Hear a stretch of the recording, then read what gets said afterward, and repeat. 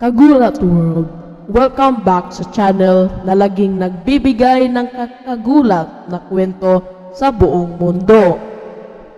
At ngayong araw, siguradong ayaw ninyong palampasin ito. May mainit tayong balita na pwedeng magbago ng buhay ng isa sa pinakamagaling nating batang Gilas player, si Kevin Kiambao. Oo, tama ang narinig mo. Mukhang nakapaswerte ni Kevin ngayon sa kanyang paglalakbay papuntang NBA. At ipapaliwanag namin kung bakit. Hindi lang basta suporta ang natatanggap niya, may mga kilalang tao sa basketball na handang tumulong sa kanya. Ayon sa mga bagong ulat, may 2 NBA coaches na gusto siyang gabayan para makapasok sa liga. Isa sa kanila ay si Darvin Ham, assistant coach ng Milwaukee Bucks. At hindi pa sapat yan para magulat ka. Heto pa, bumaba ng todo ang bilang ng masasali sa NBA draft ngayong taon. Mas malaki ang tsansa ni Kevin. At syempre, may mabilis tayong update tungkol sa isa pa nating bida, si Kai Sotto. Pero simulan muna natin kay Kevin Kiambao at ang exciting niyang NBA journey. Sa mga nakaraang linggo, mas lalong lumakas ang suporta sa kanya. Hindi basta-basta ang mga tumutulong, mga bigatin sa Philippine basketball at international sports. Nandiyan ang strong group, si Boss Frank Lau, mga dating NBA players tulad ni Dwight Howard at Allen Williams, at mga eksperto gaya ni Nick Doctor at Erwin Valencia. Talagang solid ang team ni Kevin Kiambao. At kamakailan lang, ayon sa ulat ng kilalang Daily Tribute, ang mga chismis ay naging totoong balita. Posibleng lumitpad na si Kevin pa Amerika para sumali sa NBA Summer League. Wala pang kumpirmadong detalye, pero ayon sa mga source, malaki ang tsansa niya. Bakit? Kasi may 2 kilalang NBA coaches na gustong tumulong sa kanya. Si Jimmy Alapag ng Sacramento Kings at si Darvin Ham ng Milwaukee Bucks.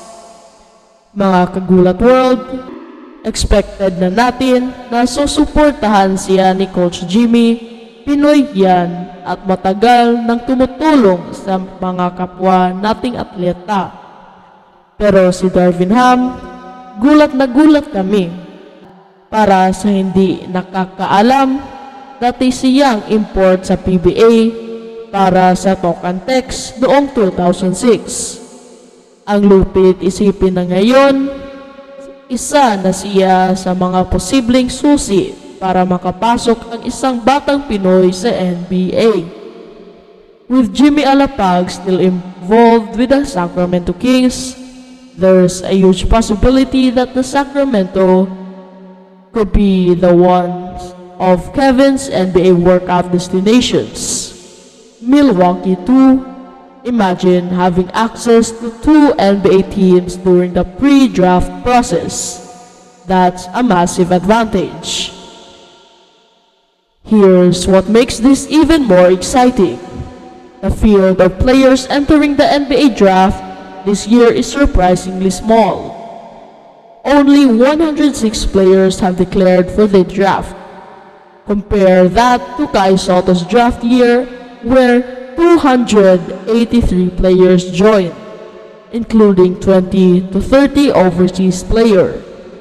In short, Kevin doesn't have as much competitors this year. Timing is everything in life, and it looks like 2025 is Kevin Kembao's moment. Why are fewer players declaring? A big reason is nil or name, image, and likeliness deals. NCAA athletes are now earning millions just by staying in college, thanks to brand endorsements and marketing deals. So many players choose to delay their NBA dreams because they're already making big money where they are. But Kevin isn't from the NCAA system. He's from a different world entirely, and that makes him hungrier. This year's low draft turnout is a golden opportunity for him to shine. Just last night, Kai was spotted watching a women's volleyball match at Araneta Coliseum, and wow, that guy looked massive.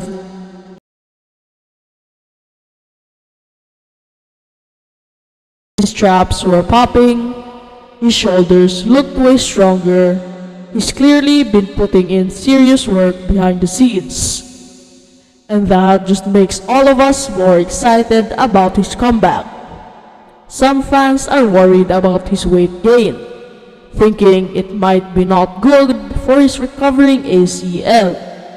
But don't worry mga kagulat world, Coach Melantin is managing Kai's training, making sure everything is balanced and recovery safe.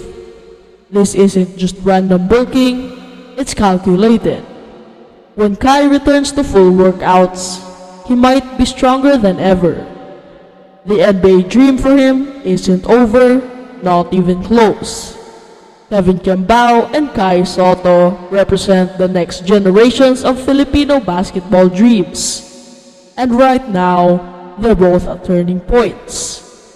Kevin has the rare advantage of timing, connections, and skill. Having NBA coaches like Jimmy Alapag and Darvin Ham in your corner, that's unheard of for most international prospects. And with fewer competitors in the draft pool, Kevin's chances just went through the roof. As for Kai Soto, his continued development, even while recovering, is proof of his dedication. The guy isn't just resting, he's preparing, he's evolving, he's maturing. And when the time comes, both of them could be on NBA floors, representing the Philippines like never before.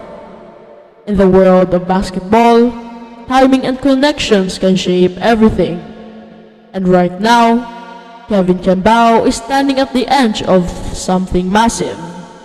With top NBA coaches like Jimmy Alapag and Darvin Ham expressing support, his path to the league is no longer just a dream. It's a real possibility.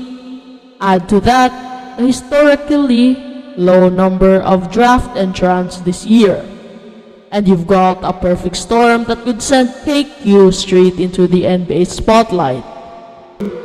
Don't forget to like, comment, and subscribe. Thank you for watching.